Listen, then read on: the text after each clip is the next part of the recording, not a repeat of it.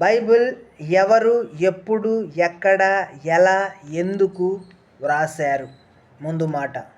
కొంతమంది వివిధ శాఖలకు సంబంధించినటువంటి బోధకులు, పండితులు వారి వారి శాఖలను గూర్చిన విషయాలను మాట్లాడడానికి, వారి భాషల గురించి, వివిధ భాషలు కలిగినటువంటి భూలోకమంతటిలో ఉన్న సకల భాషలు కలిగిన వారు, వారి వారి ముఖ్యమైన ప్రజలు వారి వారి శాఖలకు యొక్క పుట్టుపూర్వోత్తరాలు తెలియజేయడానికి, అలాగే వారి యొక్క విశ్వాసం లేదా నమ్మకాలు ప్రజలను ఏ రీతిగా ప్రభావితం చేస్తాయో వివరించడానికి ఒక ప్రత్యేక సమావేశాన్ని ఏర్పాటు చేశారు.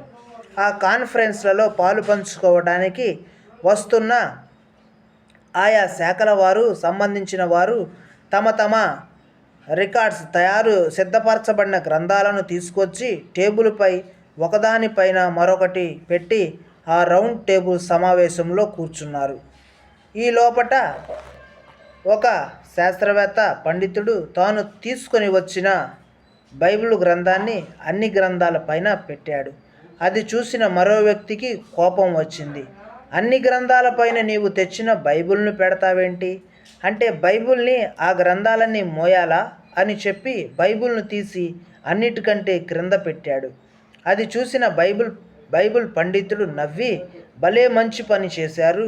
ఈరోజు ప్రపంచంలో ఉన్న విశ్వాసులకు, నమ్మకాలకు బైబిల్ గ్రంథమే పునాది కదా, కాబట్టి అన్ని గ్రంథాల కంటే క్రింద పెట్టారని అనేసరికి అతనికి కోపం వచ్చింది. ఆ మాట అనడంతో మరుక్షణమే ఆ బైబిల్ను తీసి అన్ని గ్రంథాలకి మధ్యలో పెట్టి, మరి ఇప్పుడేమంటావు అని అంటుంటే, ఏమిటో ఈరోజు మీరు ఏమి చేస్తున్నప్పటికీ అందులో నా బైబిల్ ప్రత్యేకంగానే కనిపిస్తుంది. అది ఎలా అంటారా? పైనున్న మరియు క్రిందనున్న గ్రంథాలన్నిటికీ కేంద్రం ఈ పరిశుద్ధ గ్రంథమేనని మరొక్కసారి నిరూపించారని సమాధానమిచ్చాడు. అవును, ఈరోజు ప్రపంచంలో అన్ని గ్రంథాలు, ఆ గ్రంథాల సారాంశం, అవి అందించే సందేశాల ఆధారము మరియు పరిశుద్ధమైన బైబిల్ అని చరిత్ర నిరూపిస్తుంది.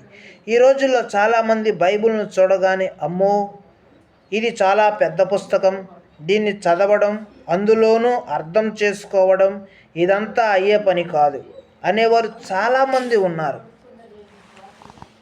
మరి దేవుని మందిరం పునాది వేసిన నాటి నుండి నేటి వరకు ప్రతి సంవత్సరం కూడా 40 దినాల ఉపవాస ప్రార్థనలు వారి వారి గృహాల్లో జరుపుకోవడం మహాదేవుని గొప్ప ప్రణాళిక అని చెప్పాలి. ఇదంతా కోసం ఆమేన్.